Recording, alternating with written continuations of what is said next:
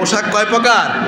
একটা হচ্ছে বাহ্যিক পোশাক, একটা হচ্ছে কি বাহ্যিক পোশাক, যেটা দেখা যায়, যেটা ধরা যায়, যেটা ছোঁয়া যায়, যেটা স্পষ্ট হয়, সেটা হচ্ছে বাহ্যিক পোশাক। এই যে আমি একটা পোশাক পাঞ্জাবি পরে পরছি, দেখা যায়, পাঞ্জাবি পরছি, পায়জামা পরছি, টুপি পরছি, মাথায় দিছি, এগুলো দেখা যায়, আপনার পরনে কাপড়গুলো দেখা যায়, এগুলো বাহ্যিক পোশাক। এগুলো কি পোশাক?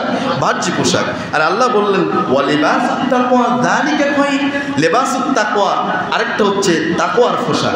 একটা হচ্ছে বাহ্যিক পোশাক, আরেকটা হচ্ছে কি তাকওয়ার পোশাক।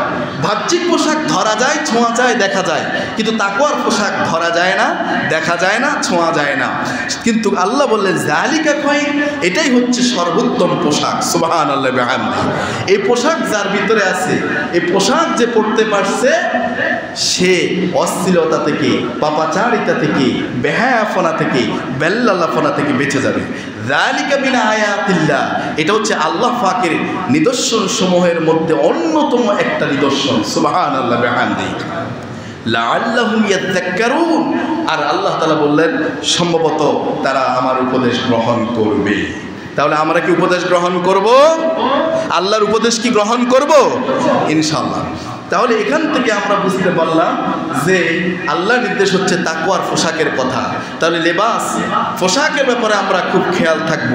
আমরা ঈদ পেয়েছি, সারা মাস রোজা রাখলাম, তাকওয়া খুঁজতে লাগলাম, আর ঈদের দিন আসছে তাকওয়ার সব খবর নাই, তাকওয়ারে ফেলে দিলাম, তাকওয়ার পোশাক নিলাম না, বাচ্চারে রাখলাম এমন পোশাক পরাই, সন্তানরে দিলাম এমন পোশাক পরাই, নিজের কোনো খবর নাই।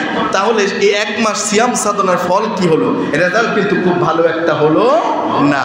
মেয়েদের জন্য বাইরে বেরোতে পুরো দেহকে আবৃত করা আল্লাহ কোরআনে ফরজ করে দিয়েছেন। কি করে দিয়েছেন? ফরজ করে দিয়েছেন। আমার মায়েরা বোনেরা যারা শুনছেন বাসা থেকে, বাড়ি থেকে, খুব ভালো করে শুনুন। একজন মহিলার জন্য মাথার চুল, কান, তারপরে গলা, নাক, ঘাড়, এই যে এগুলো পুরো দেহটা, অল বডিটা, এটা আবৃত করে বাইরে যাওয়া, এটা আবৃত করে বাইরে যাওয়া। কিন্তু আবৃত না করে অনাবৃত রেখে যদি বাইরে যাওয়া, মানে প্রতি মুহূর্ত ওই মহিলা, ওই নারী ব্যভিচারের এক কঠিন কবিরা গুনার মধ্যে লিপ্ত হওয়া। নাউজুবিল্লাহ। বহু স্বামীরা আছেন সমাজে, রাগ করবেন না, স্ত্রীদেরকে বন্ধুদের সামনে প্রদর্শন করা, স্ত্রীদেরকে, নিজের ওয়াইফদেরকে বন্ধুদের সামনে বিভিন্ন ফাংশনে, বিভিন্ন অনুষ্ঠানে তাদেরকে প্রদর্শন করা, তাদেরকে দেখাইয়া দেয়। এই স্ত্রীও আবার দেখাইয়া দেয়, দেখ সব দেখ। আছে না নাই? কথা বলে আছে না নাই? আমার প্রিয় ভাইয়েরা, যারা নিজেদের স্ত্রীদেরকে এমন পোশাক পরান, এমন সাজসজ্জায় বাহির করান যাতে জাহান্নামে যাওয়ার কারণ হয়ে দাঁড়ায়, এরকম বহু দায়ুস পুরুষ সমাজে আছে না নাই? আছে। বহু পিতামাতাও আছে, পিতামাতা আছেন যারা নিজেদের যুবতী কন্যাদেরকে এমন পোশাক কিনে দিচ্ছেন, আজকে মার্কেটিং থেকে এমন পোশাক তাদেরকে পরাচ্ছেন যা দ্বারা পর্দা হচ্ছে না, বরং শরীরে স্পর্শকাতর জায়গাগুলো দেখা যাচ্ছে, গোপন জায়গাগুলো প্রকাশ পাচ্ছে।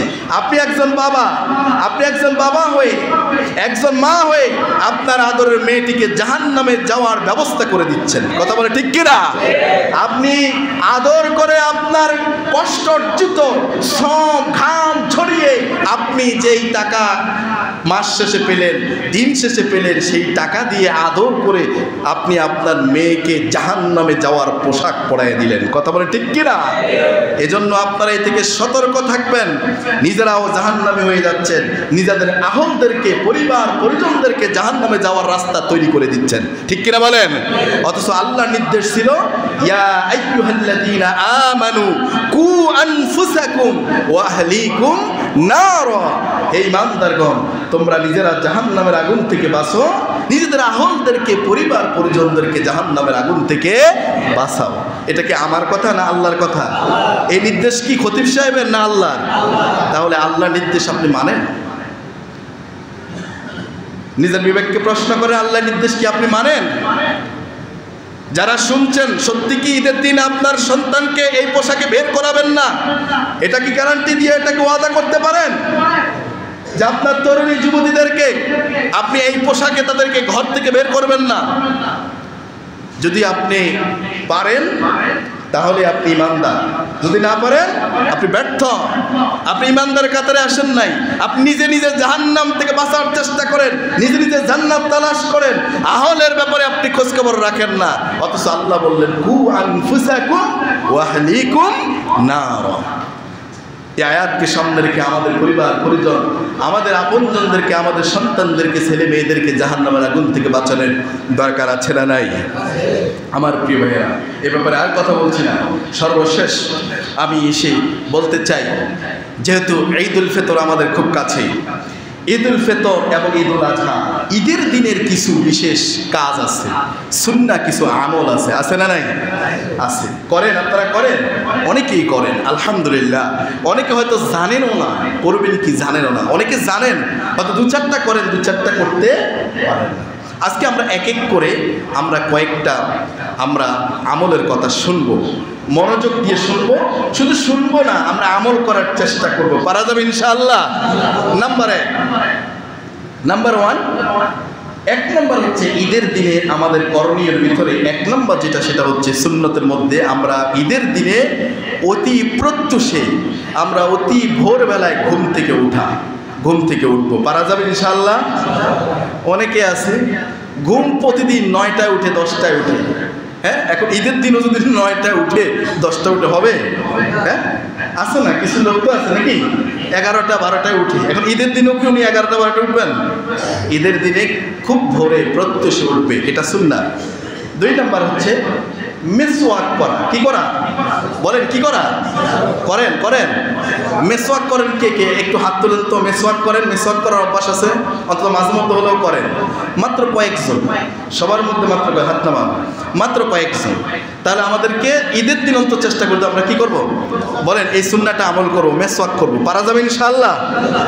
3 নাম্বার, ঈদের দিনে সকালেই খুব আগেই সকালে গোসল সেরে নেওয়া, গোসল করা, পবিত্র হয়ে যাওয়া।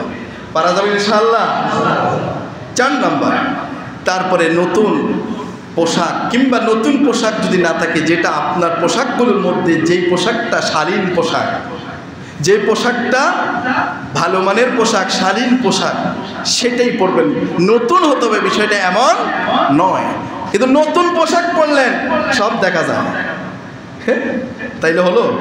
হ্যাঁ, আরেকজন আলমারির মধ্যে আল্লাহর মধ্যে রেখে দিয়েছিল একটা ভালো মানের পোশাক পরছে, আলহামদুলিল্লাহ সুন্দর লাগে, সুন্নতি পোশাক মনে হয় পরছে, মাশাআল্লাহ। নতুন না, পুরাতনই, সে ব্যক্তি রাইট। কথা বলে ঠিক কিনা? এজন্য নতুন পোশাক যদি নাই হয়, তাহলে পুরাতনের ভিতরে যেগুলো আপনার একটু ভালো মানের সেগুলো পরবেন, সেই সুন্দর পোশাকগুলো পরবেন। ঈদ মানে তো আনন্দ, একটু আনন্দের একটা ইমেজ থাকবে না? এটা থাকবে না, এমনটা যেন না হয়। তারপরে আতর, সুগন্ধি ব্যবহার করা, একটু পারফিউম, একটু আতর, একটু সুগন্ধি ব্যবহার করে আসবেন। 5 নম্বর। 6 নম্বর, শরীয়তের সীমার ভিতরে থেকে যথাসাধ্য সজ্জিত হওয়া, একটু সাজুগুজু করা। মহিলারা একটু সাজুগুজু করবে, বলে পুরুষরা কি করবে? পুরুষরা একটু সাজুগুজু করবে। কি সাজুগুজু করবে? একটু মাথার চুলগুলো আশ্রিয়ে নেবে, একটু দাড়িগুলো আশ্রিয়ে নেবে। হ্যাঁ, একটু নতুন যদি ঘড়ি থাকে একটা ঘড়ি লাগালে, হ্যাঁ, অন্যদিন ঘড়ি পরে না, আজকে তো একটু ঘড়ি একটা লাগালাম। হ্যাঁ, এই যে একটু সাজুগুজুর একটু ব্যবস্থাপনা, এটাও একটা সুন্নতের মধ্যে। পারা যাবে ইনশাআল্লাহ? এরপরে 7 নম্বর হচ্ছে ফজরের নামাজের পর, ফজরের জামাত হয়ে গেলে ফজরের নামাজের পরে আগে ঈদগাহে উপস্থিত হয়ে যাওয়া। এখন আমরা এই সুন্নাহ আমল করতে পারি না, আমাদের অঞ্চলে আমল করতে পারি না। এখন এবছর এখানে আখনবাড়ির মসজিদে 8টায় সময় দেওয়া হয়েছে। দেখা যায় অনেকে আসবে 7:30টাও আসবে, 8টা না, তা 8টা জামাত দেওয়া হয়েছে। অনেকে তো 7:30টাও আসবে, 8:45টাও আসবে, 8টাও আসবে, অনেকে 8:10-10-15 এসে দেখবে যে জামাত শেষ। ঠিক না? এরকম তো হতে পারে। তাই এখন আমাদের কি করতে হবে? কি ঈদের দিনে আমাদেরকে সবাইকে নির্দিষ্ট করে চিন্তা করতে হবে, আজকে ঈদের দিন, আজকে অন্য সব কাজ বাদ, আজকে আমরা ঈদের প্রস্তুতি নিয়ে আজকে সকাল সকাল ঈদগাহের দিকে, ঈদের জামাতের দিকে আমরা শরীক হয়ে যাব। পারা যাবে ইনশাআল্লাহ? 8 নাম্বার সুন্নাহ হচ্ছে ঈদুল ফিতরের দিনে ঈদুল ফিতরের দিনে ঈদগাহে যাওয়ার পূর্বে একটু মিষ্টি খেয়ে নেওয়া, একটু মিষ্টি জাতীয় দ্রব্য খাবার খাওয়া। আর ঈদুল আজহায় না খেয়ে আসা, খাওয়া, ঈদগাহ থেকে ফিরে গিয়ে পশু জবাই করে ওই পশুর গোশত দিয়ে ভক্ষণ করা, এটা হচ্ছে সুন্নাহ। সুবহানাল্লাহ ওয়া বিহামদিহি। তাহলে আমরা কি করব? আমরা মিষ্টি দ্রব্য কিছু খেয়ে আসতে পারি। বুখারী হাদিসে আসছে, হযরত আনাস ইবনে মালিক রাদিয়াল্লাহু আনহু বলেন, রাসূলুল্লাহ সাল্লাল্লাহু আলাইহি ওয়াসাল্লাম কয়েকটি খেজুর না খেয়ে ঈদুল ফিতরের দিন ঘর থেকে বের হতেন না। রাসূলুল্লাহ সাল্লাল্লাহু আলাইহি ওয়াসাল্লাম বেজুর সংখ্যায় খেজুর খেতেন। কোন সংখ্যায়? বেজুর সংখ্যায়। বেজুর সংখ্যায় খেজুর খেতেন। তাহলে আমরা খেজুর খাবো কোন সংখ্যায়? যাদের ডায়াবেটিস আছে, যাদের মিষ্টি খাওয়া নিষেধ আছে, একবারে খেতে পারেন না, একটা খান, তাহলে তো সুন্নাহটা আমল হয়ে গেল নাকি? তারপরে কেউ 3টা খান, কেউ 5টা খান, কেউ 7টা খেজুর খেয়ে আসে, আর কিছু না হোক, এই সুন্নাহটা আমল হয়ে গেল। অন্য হাদিসে আসছে রাসূল সাল্লাল্লাহু আলাইহি ওয়াসাল্লাম ঈদুল ফিতরের দিনে খাদ্য গ্রহণ না করে তিনি ঈদগাহে আসতেন না। আর ঈদুল আজহার দিনে ফিরে আসার আগে কিছুই খেতেন না। ঈদের থেকে ফিরে এসে কোরবানির পশু জবাই করার পর কোরবানির পশুর গোশত দ্বারা তিনি ভক্ষণ করতেন, খাবার খেতেন। সুবহানাল্লাহি ওয়া বিহামদিহি। 9 নম্বর, পায়ে হেঁটে ঈদের জামাতে যাওয়া। এখন বলবেন, হুজুর আপনি তো আসেন মোটরসাইকেলে, আমগরে কোন পায়ে হেঁটে হইল? হ্যাঁ, তাইলে এখন হইল না? হ্যাঁ, কিন্তু না, আপনার তো বাড়ির কাছে, আমি তো আসি অনেক দূর থেকে, তাই না? এটা আমার বাহন, এজন্য আমাকে আসতে এইভাবে।